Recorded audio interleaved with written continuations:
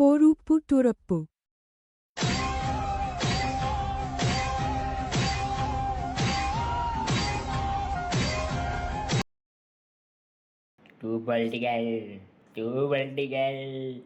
வணக்கம் நண்பர்களே. அதாவது இப்போ நம்ம நாடு இருக்கிற சூழ்நிலைக்கு, நம்ம ஊரு இருக்கிற நிலைமைக்கு இப்போ நீங்க படங்களை பத்தி பேசணுமான்னு கேட்டா, ஆமா, இந்த மாதிரி சீரியஸான சிச்சுவேஷன் உங்களை சிரிக்க வைக்கிறதுக்கு தான் எங்களை மாதிரியான ஆட்கள் இருக்கோம். இந்த வீடியோல நம்ம எதை பத்தி பார்க்கணும்? என்னதான் சீரியஸான சிச்சுவேஷனே சிரிப்பா போயிட்டு இருந்தாலும் நம்ம இன்னும் சிரிக்கணும், அதனால நம்ம இன்னும் சிரிப்போம். இந்த வீடியோல நம்ம எதை பத்தி பார்க்க போறோம்னா, அன்நோட்டிஸ் டைரக்டர்ஸ் பத்தி. அதாவது சிரிச்சுட்டே பேசுங்க. ஓகே, நான் ஓகே சாரி. அதாவது பாத்தீங்கன்னா, அவங்க நல்ல படமே எடுத்திருந்தாலும் அவங்க நோட்டீஸ் பண்ணப்படல, டைரக்டராவே மதிக்கப்படல, பேர் மறக்கப்பட்ட டைரக்டர்ஸ் பத்தி இந்த வீடியோ நம்ம பார்க்க போறோம் நண்பர்களே. Let's get into the video.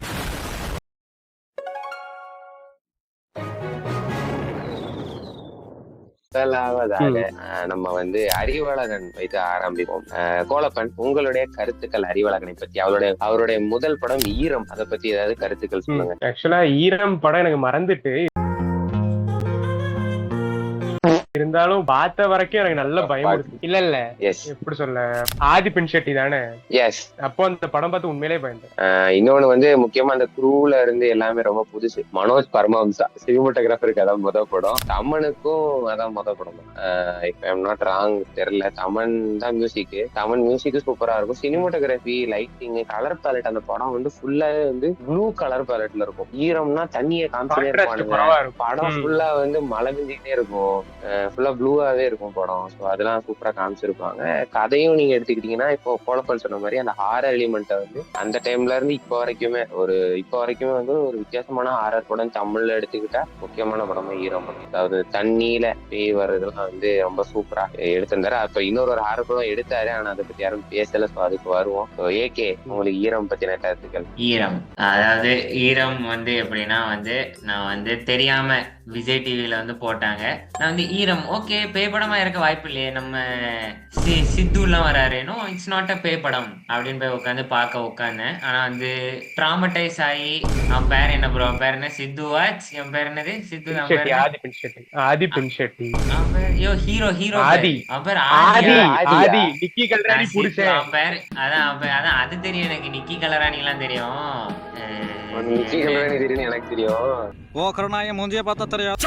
பார்க்க உட்காந்து நான் இது வரைக்கும் சொல்ல போனா அந்த படத்தோட சென்டர்லாம் நான் இது வரைக்கும் பார்த்ததே கிடையாது. ஏன்னா எனக்கு இப்போ வரைக்கும் பயம். அது சீன்ஸ் பை சீனா பார்த்துட்டு ஸ்டார்டிங் பார்த்துருக்கேன், கிளைமேக்ஸ் பார்த்துருக்கேன், அவ்வளோதான். ஏன்னா நடுவில் நான் லிட்டரா எஞ்சி டிவியை மூடிட்டு ஓடி போயிட்டேன். என் வீட்டில் உள்ளவங்க எல்லாரும் பார்த்துட்டு இருந்தாங்க. இப்போ வரைக்கும் நான் ட்ராமடைஸ் ஆகி அந்த படத்தை இது வரைக்கும் நான் முடிச்சது இல்லை. இல்ல, எனக்குமே அந்த படம் ஒரு ட்ராமடைசிங்கான படம் தான். எனக்கு எப்படின்னா, பேயா காட்டுனா எனக்கு ஓகே, பயம் போயிடும். பேய் ஒரு உருவம், இந்த அரண்மனை, காஞ்சனா மாதிரிலாம் காட்டினா ஓகே. பேய நான் புக்கா காட்டுறேன், பேய காருக்குள்ள காட்டுறேன், நாய் பேய், செடி பேய், மரம் பேய், இப்படி எல்லாம் காட்டினா நம்மளால தாங்க முடியாது. தண்ணி பேய் என்னங்க, செடி மரம் இதெல்லாம் பார்த்தாலே நமக்கு பேய போகிற மாதிரி இருக்கும். அதனால நமக்கு ஆக்சுவலா இல்ல, இதே விஷயத்தான் நான் சொல்லணும்னு நினைச்சேன். இவரோட படத்துல எல்லாம் ஒரு நல்ல விஷயம் என்ன தெரியுமா, இப்போ கம்ப்ளீட்டா ஒரு பாலடைஞ்ச பங்களால பேய் இருக்குன்னு சொல்லும் போது நம்மளால ரிலேட் பண்ண முடியாது. ஆனா நம்ம ரிலேட் பண்ண திங்ஸ்ல பேய் இருக்குன்னு சொல்லும் போது உண்மையிலே பயம் வரும். இது ஃபர்ஸ்ட் விஷயம். ரெண்டாவது, இவரோட படத்துல சவுண்ட் டிசைன் எல்லாமே உண்மையிலே நல்லா இருக்கும். ஐ மீன் சவுண்ட வச்சே பயமுறுத்தி இருப்பாரு. இதையும் சொல்லணும். சவுண்ட பத்தி பேசுறதுனால நம்ம இப்ப டைரக்டா சப்தம்கே பேரும். நடுவில் நிறைய படம் எடுத்திருக்காரு. பட் நெக்ஸ்ட் சப்தம், அப்புறம் அடுத்த படத்துக்கு இப்போ சப்தம் ரீசெண்டா அவர் எடுத்த அறிவாளர் படம், திரும்ப அதே க்ரூ மெம்பர்ஸ். ஸோ அந்த படம் இதுல எப்படி தண்ணியில பேய் இருக்கோ, இதுல சவுண்ட்ல பேய் இருக்க மாதிரி பண்ணியிருந்தாரு. ஸோ அதுவும் ரொம்பவே சூப்பரா பண்ணியிருந்தாரு. ஆனா அந்த படம் சுத்தமா ரீச் ஆகல. பட் அந்த கான்செப்டை செமையா ஹேண்டில் பண்ணியிருந்தாரு, நல்லா ஹேண்டில் பண்ணி. நீ சொன்ன மாதிரி அந்த படத்துக்கு சவுண்ட் டிசைன் ரொம்ப முக்கியமான ஒரு விஷயமா இருந்துச்சு. சவுண்ட் டிசைனுங்கிற ஒரு விஷயத்த தமிழ்ல ரொம்ப நல்லா ஹேண்டில் பண்றாரு அறிவழகன் தான் நினைக்கிறேன். சப்தம் படத்தை பத்தி நீங்க யாராவது பாத்தீங்களா? உங்களுக்கு எப்படி பிடிச்சிருந்துச்சு சப்தம்? பார்த்தேன். ஃபர்ஸ்ட் ஹாஃப் எனக்கு ஒரு கோட் ஆச்சு. செகண்ட் ஹாஃப் மட்டும் எனக்கு கொஞ்சம் டிராகா ஃபீல் ஆச்சு. அந்த பேயோட பிளாஷ்பேக் போர்ஷன்லாம் கொஞ்சம் டிராகா இருந்து. மத்தபடி படம் நல்ல படம். ஏகே, நீ கருத்துக்கள்? சப்தம் அந்த படத்தை நான் ஃபுல்லா உட்காந்து பார்த்துட்டேன். ஏன்னா சப்தம் நான் தியேட்டர்ல போய் பார்த்தேன். யாருனால பார்த்தேன், நம்ம இர்ஃபான் வியூன்னு ஒருத்தர், அவனை அப்ப நான் ஃபாலோ பண்ணுவேன், ரொம்ப நல்லவன். அப்போ நான் போய் பார்த்தேன். அவன் சொல்லி வா ஊர்ல உள்ள எல்லா யூடியூபரையும் பகிர்ந்துக்கணும்னு இருக்கிறோம். அடுத்ததாக வந்து அறிவழகன் எடுத்ததுலேயே வந்து எனக்கு ரொம்ப பிடிச்ச படம். பொதுவா சொல்லணும்னா எனக்கு தமிழ்ல ரிலீஸ் ஆனதுல ரொம்ப பிடித்தமான ஒரு ஸ்போர்ட்ஸ் படம்னு எடுத்துக்கிட்டேன். எனக்கு வல்லினம் பிடிக்கும். வல்லினம் யாரும் சொல்ல மாட்டாங்க, பட் எனக்கு வல்லினம் ரொம்ப பிடிச்ச ஒரு படம். அந்த கான்செப்ட் வந்து அதுக்கப்புறம் பல படத்துல அவங்க எடுத்துட்டாங்க. லைக் வல்லினம்னு எனக்கு நான் அந்த ஜானர்ல பார்த்த ஒரு டைப் ஆஃப் ஒரு படம். நான் வந்து ஹீரோவுக்கு வந்து ஒரு டிராமா இருக்கும், அவன் வந்து ஒரு ஸ்போர்ட் விளையாடாம இருக்கிறதுக்கு ஒரு டிராமா இருக்கும். அதுக்கப்புறம் இன்னொரு பர்பஸ்க்காக அந்த ஸ்போர்ட்ஸ் விளையாடுற மாதிரி அவனுக்கு அந்த நிலைமை வரும்.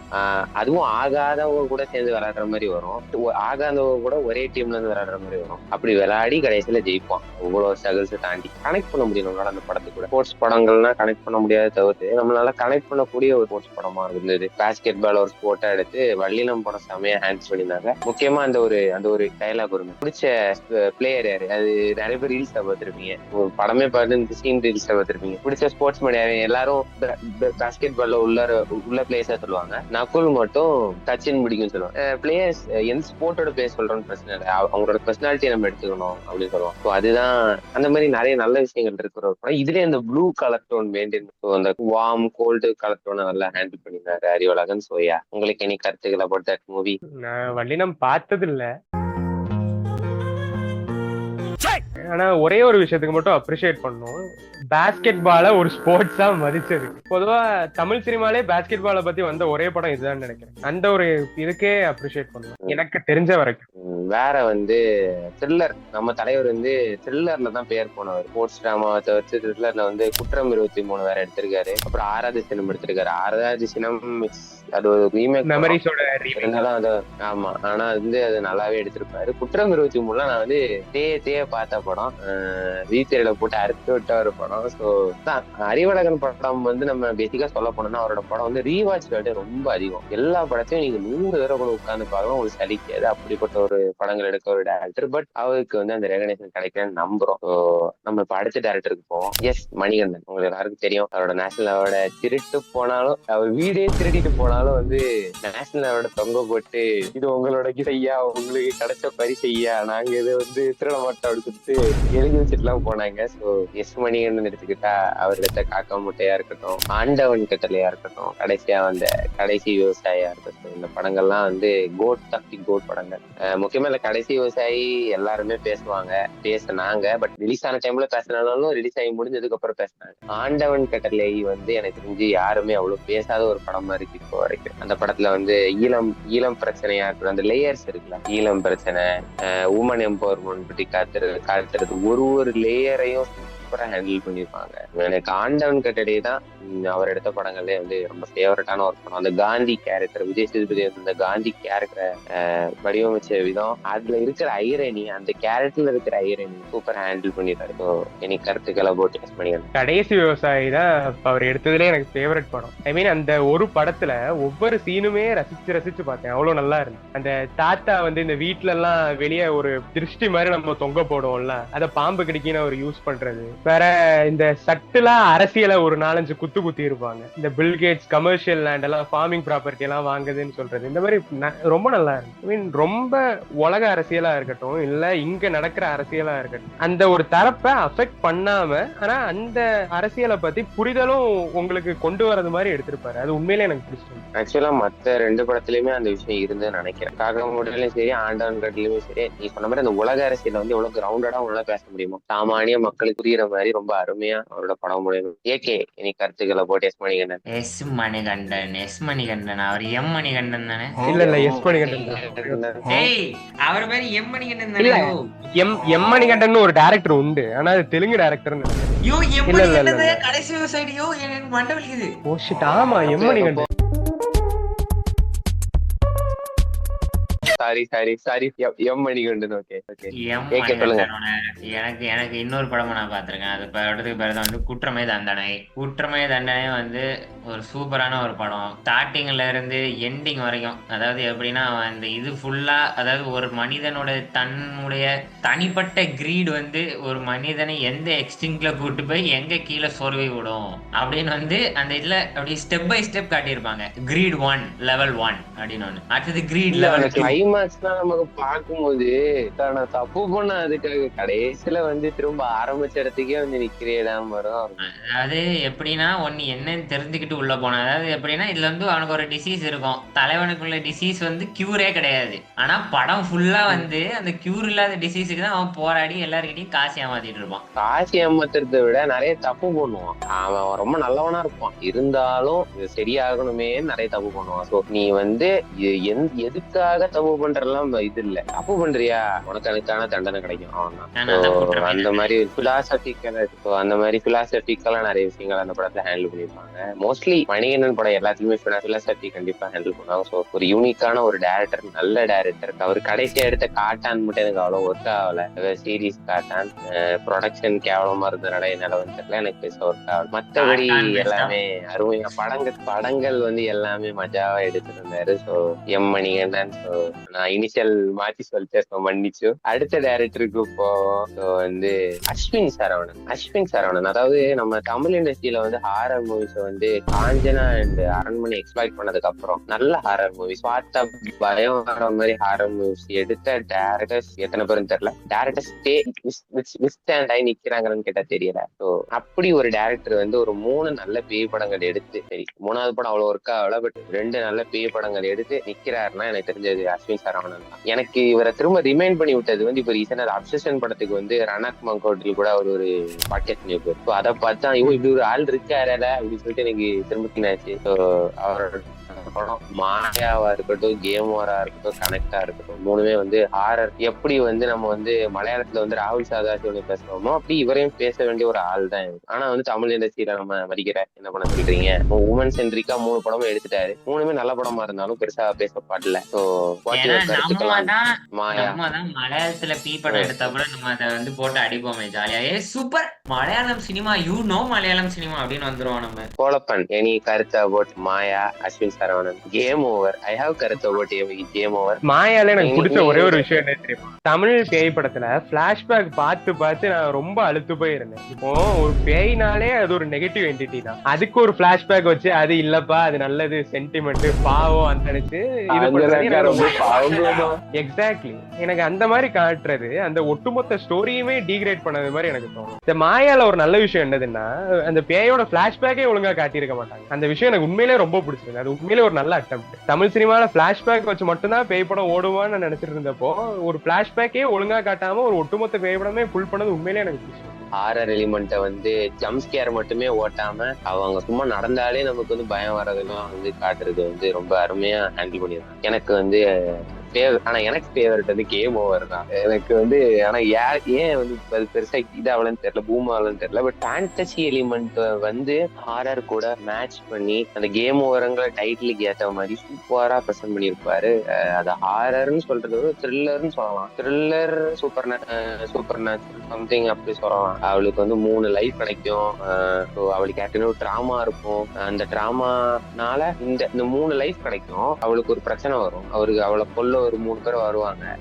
அந்த இன்சிடென்ட்ல இருந்து அவருக்கு வெளியே வரும்போது அவன் அந்த டிராமால இருந்து வெளியே வர மாதிரி அப்படி காமிச்சிருப்பான்.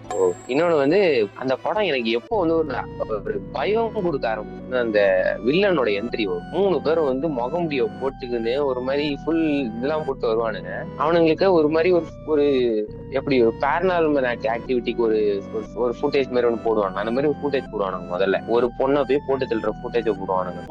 பார்த்தா ஆள் எனக்கு போவானுங்க. அந்த பொண்ணு உட்காந்துருக்கும், மண்டையை வெட்டிடுவானுங்க. தலை வந்து கீழே சுத்திக்கிட்டு இருக்கும் ஃபுட்பால் மாதிரி. எனக்கு பார்த்துன்னு போச்சு, நான் இந்த படம் பார்க்க மாட்டேன்னு டிவி ஆஃப் பண்ணிட்டேன். அப்புறம் கொஞ்சம் எங்களுக்கு திரும்ப போட்டு பாத்துக்கிட்டு இருந்தேன். அதெல்லாம் வந்து நமக்கு வந்து டென்ஷன் ஏத்துற ஒரு படம். இன்னொரு விஷயம், ஆக்சுவலா போலீஸ் வந்திருப்பாரு, நான் ஐயா ஜாலி காப்பாத்திருவாருன்னு ஒரு நம்பிக்கையில இருந்தேன். பார்த்தா அசால்ட்டா போலீஸால மண்ணாங்கட்டியாரு அவன் பாட்டுக்கு வேலையை பார்த்துட்டு இருப்பான். அதெல்லாம் எனக்கு உண்மையிலே எப்படி சொல்ல பயந்துட்டேன் அந்த இடத்துல.